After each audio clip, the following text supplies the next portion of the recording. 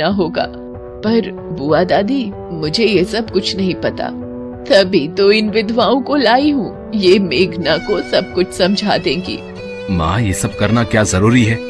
माँ, भाभी के साथ ये सब क्या हो रहा है?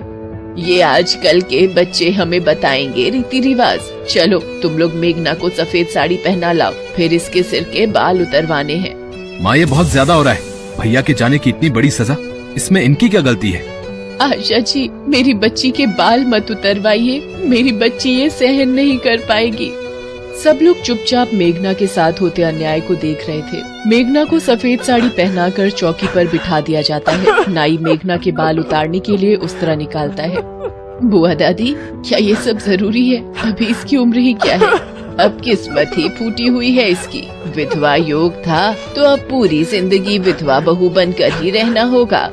मेघना रोए जा रही थी। सब लोग उसके साथ ये सब होता देख रहे थे, पर कोई भी उसके लिए कुछ कर नहीं पा रहा था। मेरी बच्ची मेघना, भाभी।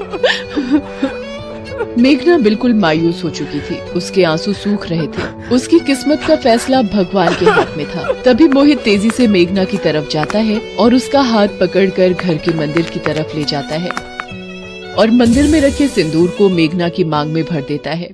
सब लोग हैरान रह जाते हैं। ये क्या अनर्थ कर दिया इस लड़के ने? विधवा बहू से शादी कर ली। चलो चलो यहाँ से, कैसे पापियों का घर है। मेघना मोहित को चाटा लगा देती है और कमरे में जाकर फूट फूट कर रोने लगती है।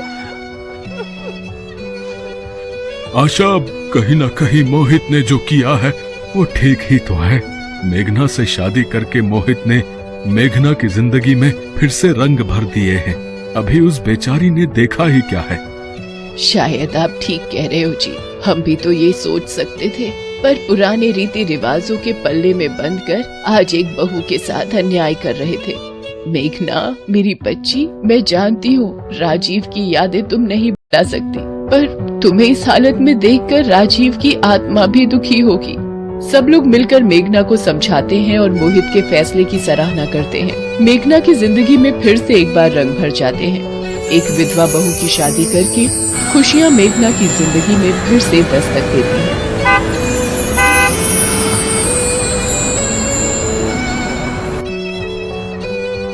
शंभूनाथ जी के परिवार में इन दिनों कुछ ज्यादा ही हलचल थी।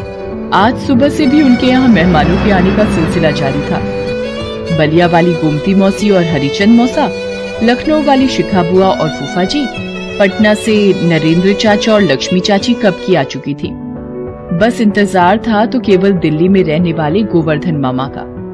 आखिर उनके सबसे लाडले भांजे अर्जुन की शादी जो तय हो गई थी। अर्जुन की माँ गोमती मौसी और शिखा बुआ के साथ बैठी हैं।